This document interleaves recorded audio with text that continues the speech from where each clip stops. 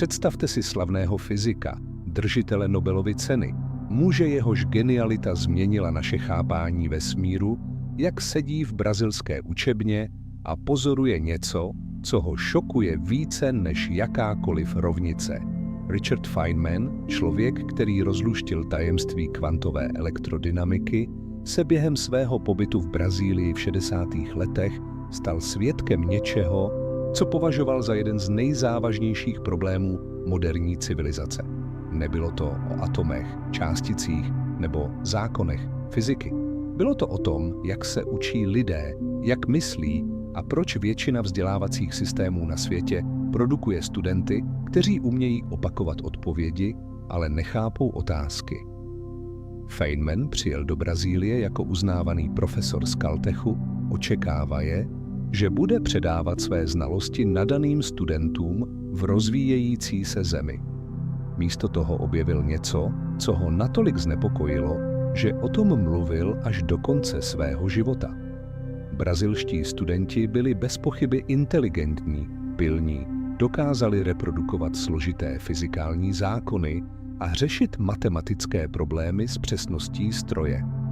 Byli disciplinovaní, poslušní, jejich zápisníky byly plné detailních poznámek. Na první pohled vypadali jako ideální studenti, ale když Feynman začal klást otázky, které vyžadovaly skutečné porozumění, když požádal studenty, aby aplikovali své znalosti na nové situace, stalo se něco děsivého. Tito brilantní mladí lidé, kteří dokonale ovládali vzorce a definice, nebyli schopni odpovědět na nejzákladnější otázky o tom, co vlastně studují. Objevil systém, který učil studenty myslet jako stroje, ne jako lidé. Systém, který oceňoval memorování nad porozuměním, konformitu nad kreativitou, reprodukci nad inovací. A nejhorší na tom bylo, že tento systém nebyl unikátní pro Brazílii. Feynman rozpoznal, že se díval na mikroverzi globálního problému, který existuje v učebnách po celém světě dodnes. Zjistil, že většina vzdělávacích systémů nevytváří myslitele, ale papoušky v lidské podobě.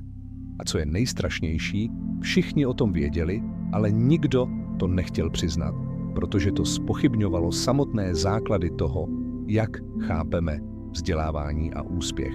Proč se nikdo neodváží přiznat, že jeden z našich nejdůležitějších společenských systémů fundamentálně selhává?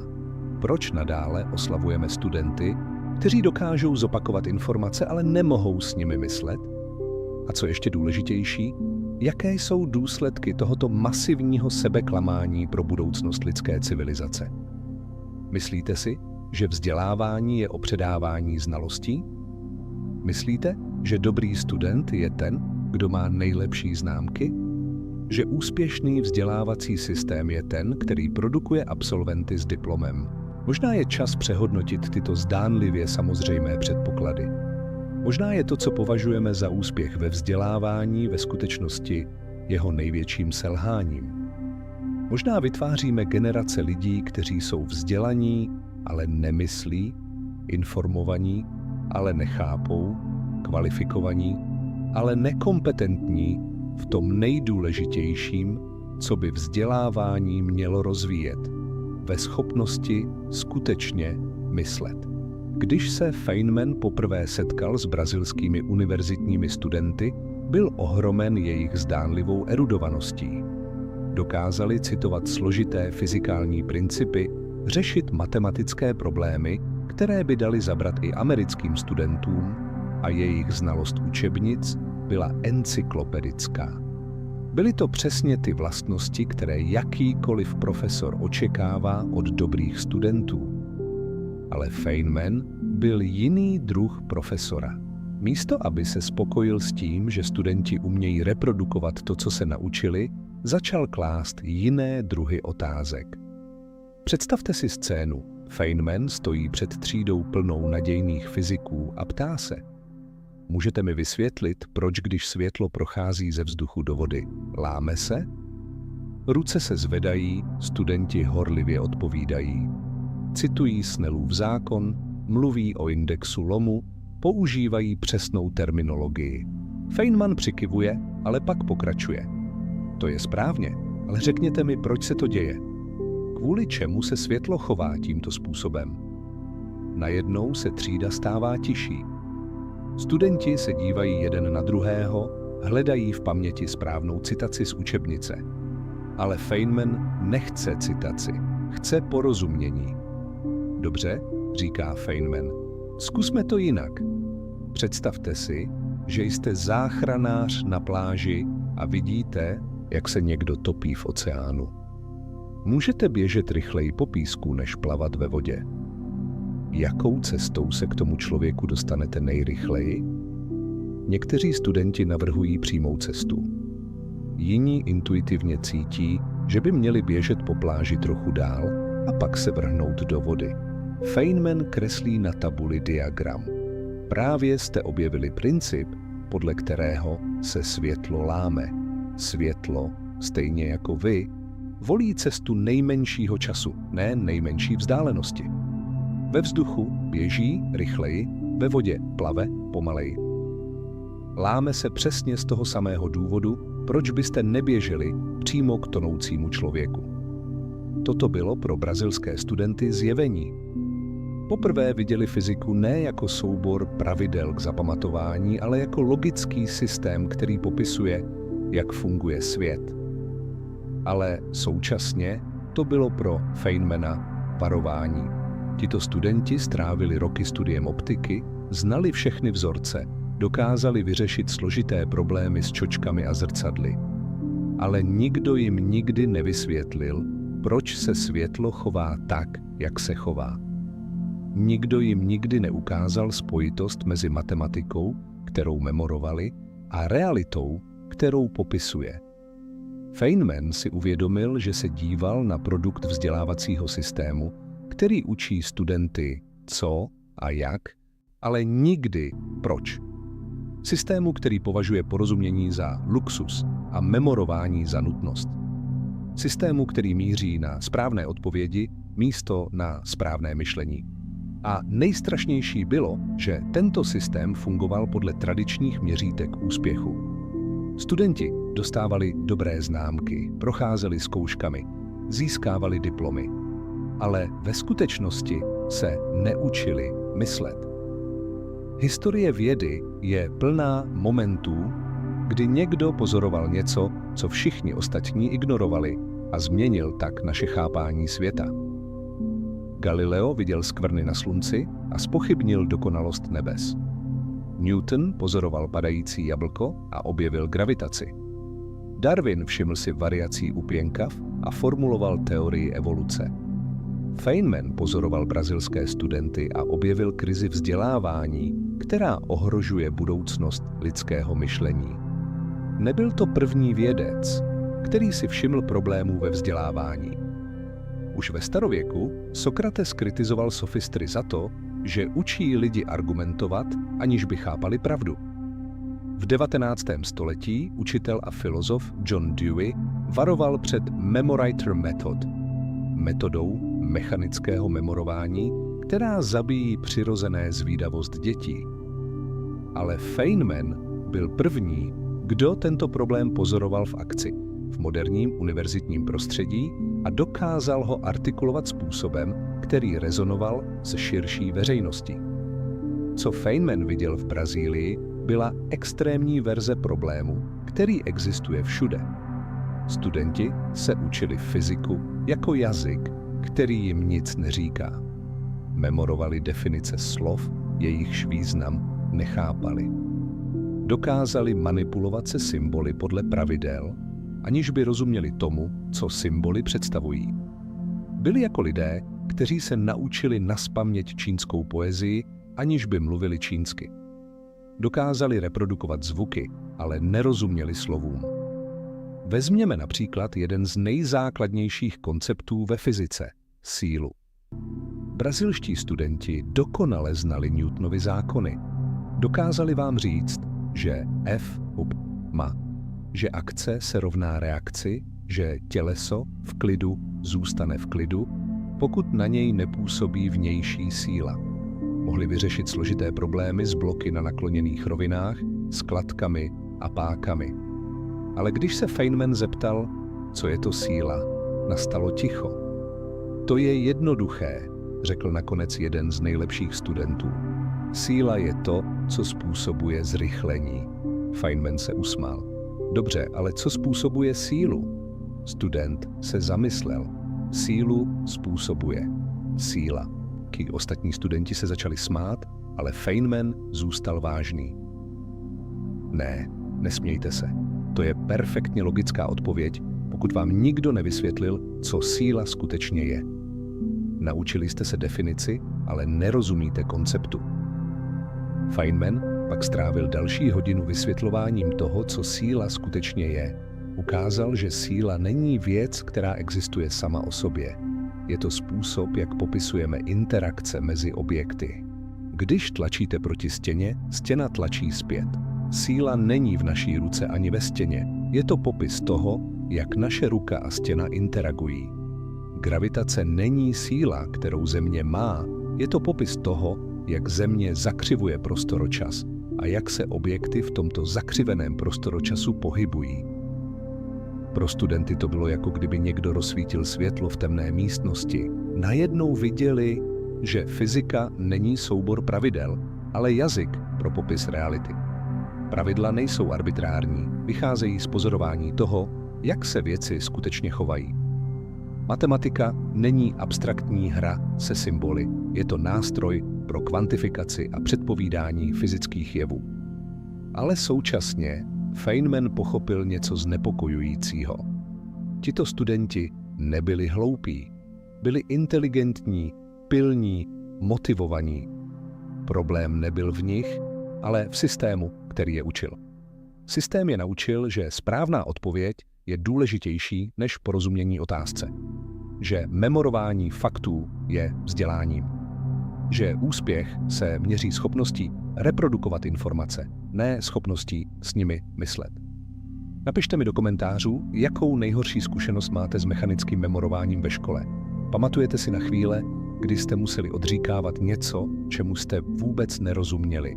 Nebo naopak, vzpomínáte na učitele, který vám něco vysvětlil tak, že jste to konečně pochopili?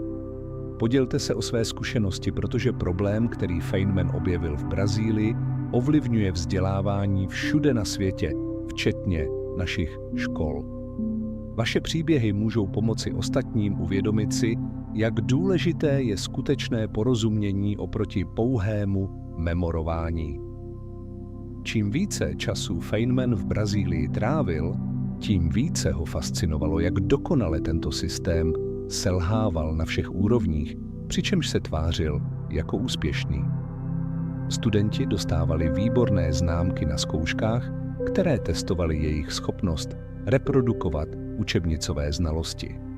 Profesoři byli spokojeni, protože jejich studenti zvládali náročné matematické výpočty. Administrativa byla pyšná na své studenty, kteří dosahovali vysokých skóre v standardizovaných testech. Všichni měli pocit, že systém funguje perfektně. Jenže, když Feynman začal kopat hlouběji, objevil něco, co považoval za jednu z nejděsivějších věcí, jaké kdy viděl. Brazilští studenti fyziky se skutečně naučili obrovské množství informací. Dokázali citovat definice z mnoha učebnic, znali jména významných vědců, pamatovali si data důležitých objevů. Ale když Feynman otestoval jejich schopnost aplikovat tyto znalosti na nové situace, výsledky byly katastrofální. Vzal jednoduchý fyzikální princip, který studenti znali nazpaměť, zákon zachování energie, a zkusil ho aplikovat na situaci, kterou nikdy předtím neviděli. Místo standardního problému s kyvadlem nebo s kluzavkou představil scénář s trampolínou. Člověk skáče na trampolíně, řekl. Když je trampolína maximálně stlačená, jaká je jeho rychlost? Studenti byli ztraceni, znali vzorce pro kinetickou a potenciální energii, dokázali spočítat rychlost padajícího objektu, ale nedokázali pochopit, že trampolína je jen jiný druh potenciální energie. Co bylo ještě děsivější, studenti ani nechápali, že by měli být schopni tento problém vyřešit. Nebyli frustrovaní nebo zmatení, byli klidně přesvědčeni, že to je něco úplně jiného než fyzika, kterou se učí. V jejich mysli existovala fyzika učebnic, svět idealizovaných problémů s dokonalými sférami padajícími ve vakuu. A pak existoval skutečný svět, který s fyzikou neměl nic společného. Toto Feynmanovo pozorování ukazuje na hlubší problém, který přesahuje pouhé memorování versus porozumění. Jde o fragmentaci znalostí. Vzdělávací systém, který Feynman pozoroval, učil studenty, že různé předměty a koncepty existují v izolovaných bublinkách. Fyzika byla odděleně od matematiky, ačkoliv matematika je jazykem fyziky. Věda byla odděleně od každodenního života, ačkoliv věda popisuje každodenní život. Teoretické znalosti byly oddělené od praktických aplikací, ačkoliv cílem teorie je vysvětlit praxi. Feynman si uvědomil, že sleduje fungování vzdělávacího systému, který produkoval to, co by nazval cargo kultovní věda. Během druhé světové války viděl americké vojáky na Tichomořských ostrovech, jak používají pokročilou technologii, rádia, letadla, zbraně. A místní obyvatelé pozorovali tyto magické předměty a po válce se snažili je napodobit. Stavěli makety letadel ze dřeva, vytvářeli radarové antény z bambusových tyček, napodobovali vojenské rituály. Vypadalo to jako letectví, ale nefungovalo to. Brazilští studenti podle Feynmana dělali totéž s vědou. Napodobovali všechny vnější znaky vědeckého vzdělání, používali správnou terminologii, řešili standardní problémy, psali rovnice na tabuli. Ale chyběla jim zásadní složka – skutečné spojení s realitou. Jejich věda byla jako makety letadel z bambusu, vypadala jako ta skutečná, ale nedokázala létat. Toto pozorování vedlo Feynmana k jednomu z jeho nejslavnějších výroků o vzdělávání. Můžeme naučit studenta oříšek pravdy třeba tak, že jim řekneme, že síla se rovná hmotnosti krát zrychlení. Ale co když jim neřekneme, co to znamená? Co když jim neukážeme spojitost s čímkoliv, co znají? Pak se naučí jen slova. Naučí se říkat, síla se rovná hmotnosti krát zrychlení, ale nebudou vědět, co to znamená.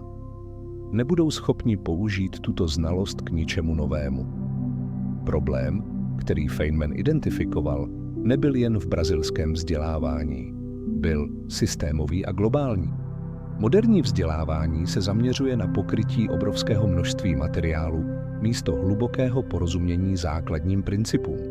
Studenti se učí tisíce faktů, ale nedostávají příležitost pochopit, jak tyto fakty souvisí nebo proč jsou důležité. Výsledkem jsou absolvent, kteří mají rozsáhlé znalosti, ale nemají moudrost. Feynman tuto situaci přirovnával k učení se jazyka jen prostřednictvím slovníku. Můžete se naučit definice tisíců slov, ale dokud se nenaučíte gramatiku a syntax, dokud nepochopíte, jak slova spojovat do smysluplných vět, nemluvíte tímto jazykem. Stejně tak můžete se naučit tisíce vědeckých faktů, ale dokud nepochopíte logickou strukturu, která je spojuje, dokud nevidíte, jak se tyto fakty aplikují na skutečný svět, nerozumíte vědě. Co dělalo Feynmanovo pozorování tak znepokojivým, byla skutečnost, že tento systém nebyl náhodně špatný. Byl systematicky navržen tak, aby produkoval právě tyto výsledky. Brazilská vláda chtěla rychle zvýšit počet vzdělaných občanů, takže vytvořila systém, který dokázal vyprodukovat absolventy vysokých škol v rekordním čase. Nejefektivnější způsob, jak toho dosáhnout, bylo učit studenty memorovat obrovské množství informací a pak je testovat na jejich schopnosti tyto informace reprodukovat. Tento přístup fungoval podle všech měřitelných standardů. Počet vysokoškolsky vzdělaných lidí v Brazílii dramaticky vzrostl.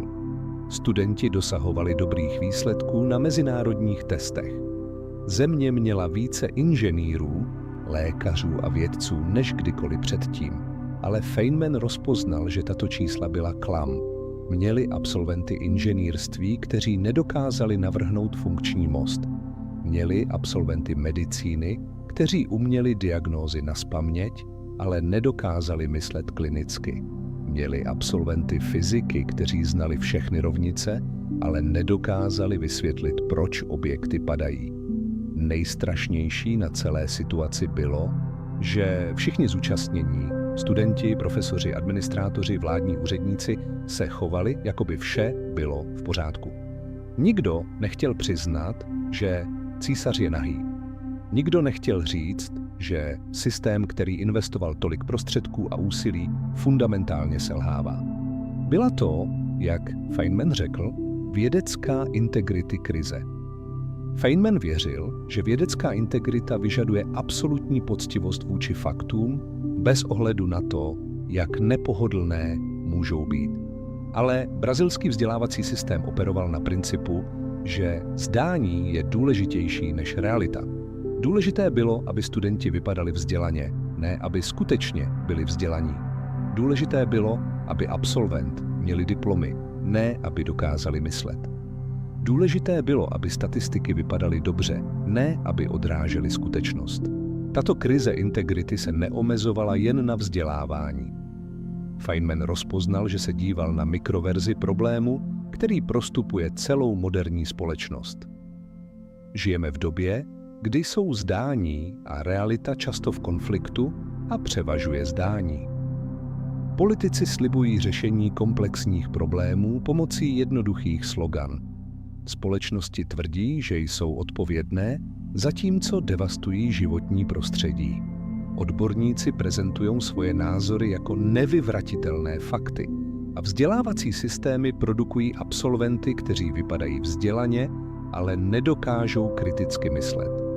Feynman také pozoroval, jak tento problém vytváří sebeposilující cyklus. Studenti, kteří prošli systémem založeným na memorování, se stávají učiteli, kteří učí stejným způsobem. Profesoři, kteří nikdy nezažili radost skutečného objevování, nemohou tuto radost předat svým studentům. Administrátoři, kteří měří úspěch podle výsledků testů, vytváří systémy, které optimalizují pro testové skóre místo pro skutečné učení. A celý cyklus se opakuje, generaci za generací. Ale možná nejdůležitější Feynmanovo pozorování bylo o důsledcích této situace pro budoucnost lidské civilizace. Věda a technologie se stávají čím dál komplexnějšími, ale počet lidí, kteří jim skutečně rozumí, se nezvyšuje úměrně. Máme více absolvent vědeckých oborů než kdykoliv předtím, ale současně máme rostoucí antivědecké postoje v populaci. Lidé nevěří expertům, protože intuitivně cítí, že mnoho expertů ve skutečnosti nerozumí tomu, o čem mluví. Vezměte si například klimatickou změnu. Máme tisíce vědců s doktoráty, kteří tvrdí, že chápou klima. Ale velká část veřejnosti jim nevěří. Proč? Částečně proto, že lidé pozorují, že mnoho těchto vědců nedokáže vysvětlit základní principy, které tvrdí, že chápou. Dokážou citovat složité klimatické modely, ale nedokáží vysvětlit, proč by oxid uhličitý měl způsobovat oteplování. Znají statistiky, ale nerozumí fyzice. A lidé to instinktivně vnímají. Totéž platí pro medicínu, ekonomii, inženýrství a mnoho dalších oblastí. Máme odborníky, kteří dokážou reprodukovat konvenční moudrost svého oboru, ale nedokáží myslet nezávisle nebo kreativně. Když se objeví nový problém, jako pandemie, finanční krize nebo technologická hrozba, tito odborníci často selhávají, protože jejich znalosti jsou založeny na memorování, ne na porozumění. Feynman viděl v brazilských učebnách předzvěst této krize. Systém, který produkuje lidi s tituly, ale bez skutečného vzdělání. Experti, kteří znají všechny správné odpovědi, ale nechápou otázky. Společnost, která má přístup k neomezenému množství informací, ale postrádá moudrost, jak tyto informace využít. Řešení, které Feynman navrhl, bylo radikálně jednoduché. Vraťme se k základním principům skutečného vzdělání. Místo memorování faktů učme studenty, jak myslet. Místo pokrývání obrovského množství materiálu se zaměřme na hluboké porozumění základním konceptům. Místo testování reprodukce informací testujme schopnost aplikovat znalosti na nové situace a nejdůležitěji učme studenty ptát se proč místo jen co a jak. Dejte like tomuto videu, pokud si myslíte, že současný vzdělávací systém má podobné problémy jako ten, který pozoroval Feynman v Brazílii. A odeberte kanál pro více obsahů o skutečném porozumění vědě místo pouhého memorování faktů. Feynman také navrhoval, že učitelé sami musí projít procesem skutečného učení. Dokud učitelé nerozumí tomu, co vyučují, dokud nedokážou vysvětlit koncepty svými vlastními slovy, ukázat spojitosti s reálným světem a odpovědět na neočekávané otázky, nemohou tyto znalosti efektivně předávat. Ale současný systém školení učitelů často trpí stejnými problémy jako ostatní části vzdělávacího systému. Zaměřuje se na pedagogické techniky místo na hluboké porozumění obsahu. Jedna z nejpozoruhodnějších věcí na Feynmanových pozorováních v Brazílii bylo, jak jasně viděl dlouhodobé důsledky problému, které pozoroval. Nepsal jen o tom, co se děje v učebnách dnes, ale o tom, jaká společnost vznikne, pokud se tyto trendy budou pokračovat. Předpověděl vznik toho, co bychom dnes mohli nazvat postfaktuální společností. Společnosti, kde jsou názory považovány za stejně platné jako fakta, a kde je odbornost podezřelá a kde je emocionální přesvědčování důležitější než logická argumentace. Tato předpověď se ukázala jako prorocká. Dnes žijeme ve světě, kde signifikantní část populace nevěří základním vědeckým faktům, kde jsou teorie spiknutí široce rozšířené a kde jsou politické názory často silnější než empirické důkazy. Mnoho lidí přisuzuje tyto problémy internetové nebo sociálním médiím, ale Feynman rozpoznal jejich kořeny v našich vzdělávacích systémech desetiletí předtím, než internet existoval. Když se lidé neučí, jak rozlišovat mezi spolehlivými a nespolehlivými informačními zdroji, když se neučí, jak evaluovat důkazy a logicky argumentovat, jsou zranitelní vůči dezinformacím a manipulaci. Když se neučí, jak myslet o komplexních systémech a kompromisech, když jsou vedeni k tomu, aby očekávali jednoduché odpovědi na složité otázky, jsou náchylní k populistickým řešením a extremistickým ideologiím.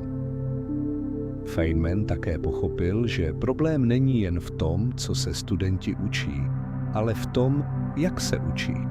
Tradiční vzdělávací systém učí studenty být pasivními příjemci informací místo aktivními hledači pravdy. Učí je, že autoritu nesmí zpochybňovat, že existuje vždy jedna správná odpověď a že jejich úloha je tuto odpověď najít a zopakovat. Ale věda a skutečně jakékoliv kritické myšlení vyžaduje opak. Skepticismus, willingness zpochybňovat autoritu, pochopení toho, že většina zajímavých otázek má složité a nuancované odpovědi. Možná nejdůležitější aspekt Feynmanových pozorování byl jeho důraz na radost z učení. Pozoroval, že brazilští studenti neprožívali žádné potěšení z objevování nových konceptů. Učení pro ně bylo břemenem, ne dobrodružstvím. Nevnímali vědu jako způsob, jak porozumět krásným a záhadným aspektům vesmíru, ale jako sérii překážek, které musí překonat, aby získali diplom. Tento úbytek radosti z učení má dalekosáhlé důsledky. Když se lidé neučí kvůli zvědavosti a potěšení, ale jen pro vnější odměny, známky, diplomy, práci, jejich motivace k učení zmizí, jakmile získají tyto odměny. Proto máme tak mnoho absolventů, kteří přestali se učit v den, kdy obdrželi svůj diplom. Proto máme společnost plnou lidí s vysokoškolským vzděláním, kteří jsou intelektuálně apatičtí. Naproti tomu, když se lidé naučí milovat proces objevování, učení se pro ně stává celoživotní aktivitou. Pokračují v růstu, adaptaci a inovaci po celý život. To je ten typ občanů, který demokratická společnost v technologickém věku potřebuje. Lidé, kteří dokážou kriticky myslet o nových výzvách a kreativně hledat řešení. Feynmanovy pozorování v Brazílii tedy nebyly jen o vzdělávacích metodách. Byly o tom, jaký typ společnosti chceme vybudovat. Chceme společnost konformistů, kteří dokážou reprodukovat authorized znalosti, nebo společnost inovátorů, kteří dokážou myslet nezávisle? Chceme občany, kteří slepě věří autoritám, nebo občany, kteří dokážou evaluovat důkazy a dělat informovaná rozhodnutí? Chceme kulturu, která oceňuje zdání nad realitou, nebo kulturu, která ctí pravdu bez ohledu na to, jak nepohodlná může být? Tyto otázky jsou dnes aktuálnější než kdykoliv předtím. Žijeme v době rychlých technologických změn, globálních výzev, jako je klimatická změna a pandemie, a rostoucí politické polarizace. Více než kdykoliv předtím potřebujeme občany, kteří dokážou kriticky myslet, adaptovat se na nové situace a spolupracovat na řešení komplexních problémů.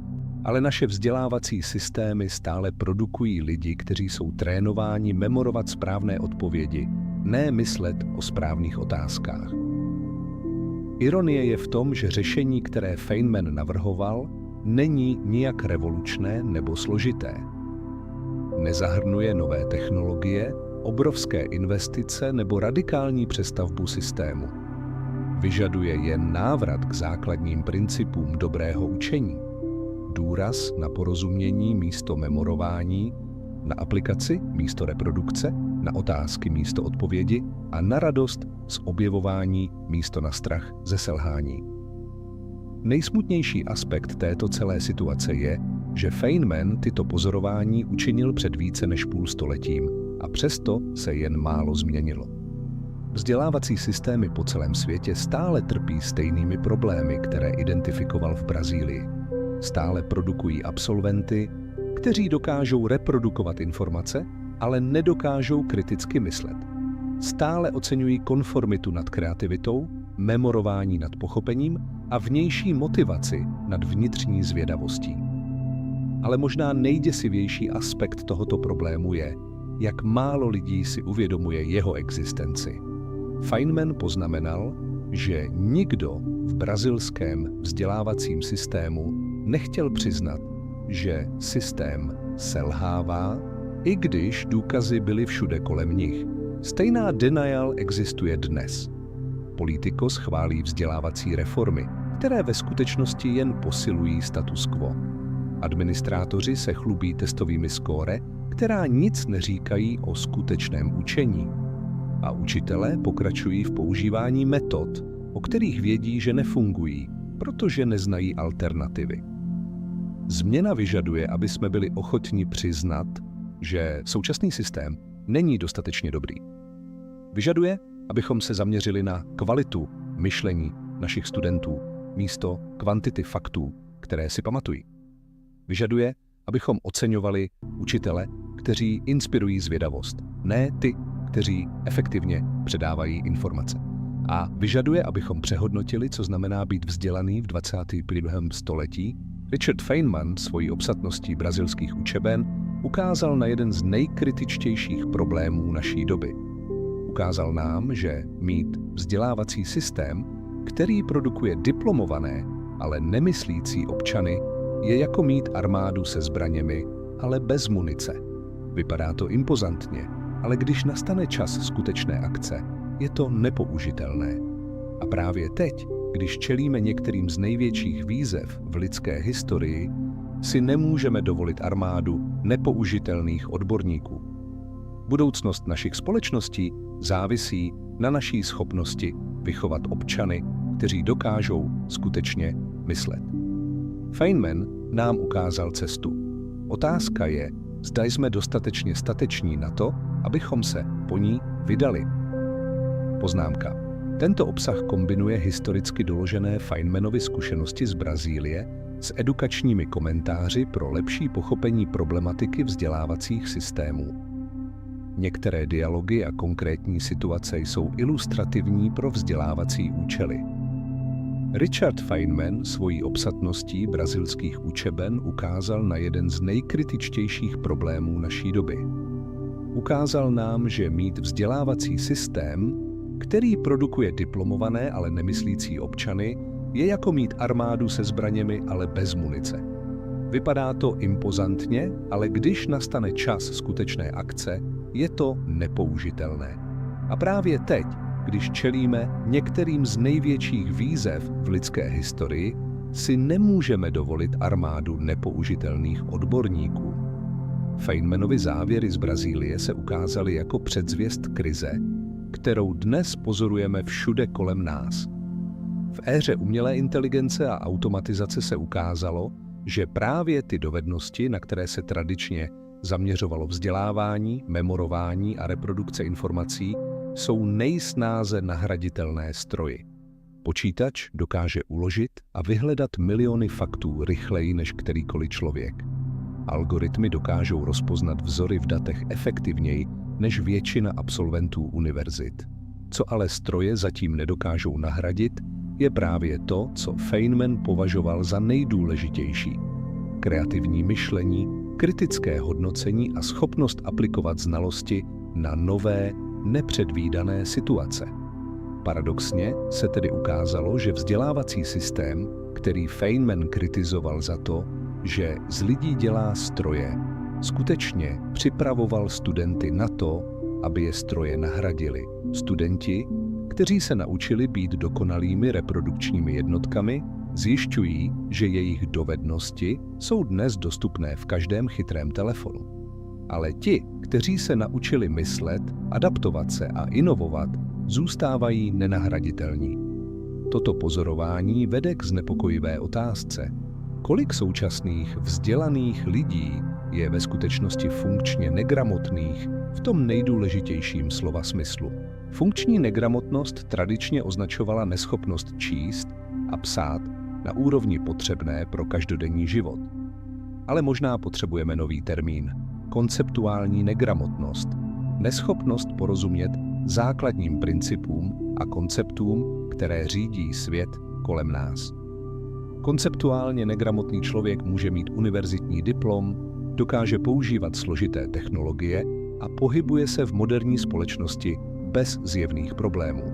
Ale když se setká s novou situací, pandemií, klimatickou změnou, ekonomickou krizí, není schopný pochopit základní principy, které tyto situace řídí. Místo toho se spoléhá na autority, které mu řeknou, co si má myslet, nebo na emocionální reakce, místo racionální analýzy.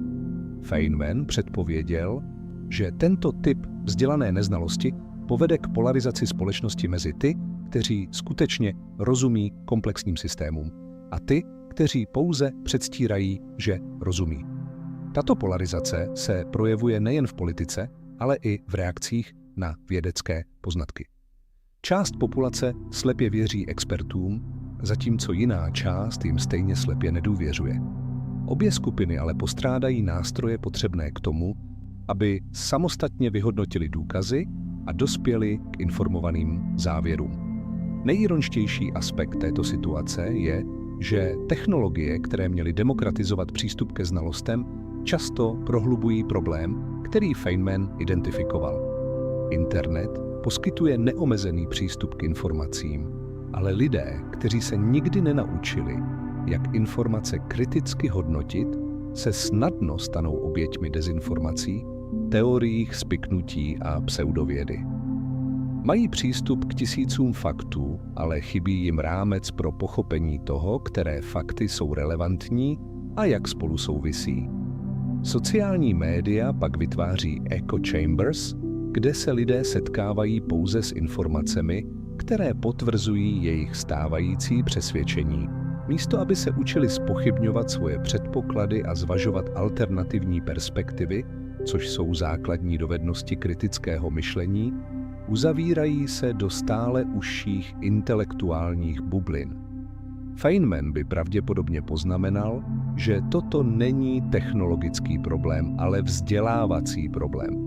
Technologie je pouze nástroj. Problém je v tom, že příliš mnoho lidí nikdy nebylo naučeno, jak tento nástroj efektivně používat. Jakoby dávali pokročilé laboratorní vybavení lidem, kteří se nikdy nenaučili základní vědeckou metodu, výsledky by byly chaotické a potenciálně nebezpečné. Řešení vyžaduje fundamentální přehodnocení našich priorit ve vzdělávání. Místo aby se studenti učili stále více faktů o stále více předmětech, měli by se učit stále hlubšímu porozumění základních principů, které spojují různé oblasti znalostí. Místo specializace by měli rozvíjet interdisciplinární myšlení. Místo pasivního přijímání informací by měli aktivně generovat a testovat hypotézy. Feynmanův odkaz nás tedy nevyzývá jen k reformě vzdělávání, ale k revoluci v tom, jak chápeme samovzdělávání. Vzdělávání není proces předávání informací z učebnic do hlav studentů. Je to proces rozvoje kognitivních nástrojů, které lidem umožní navigovat komplexním světem s porozuměním, moudrostí a integritou. A právě tyto kvality budou rozhodovat o tom, zda lidstvo dokáže čelit výzvám 21. století. Budoucnost našich společností závisí na naší schopnosti vychovat občany, kteří dokážou skutečně myslet. Feynman nám ukázal cestu. Otázka je, zda jsme dostatečně stateční na to, abychom se po ní vydali. Poznámka.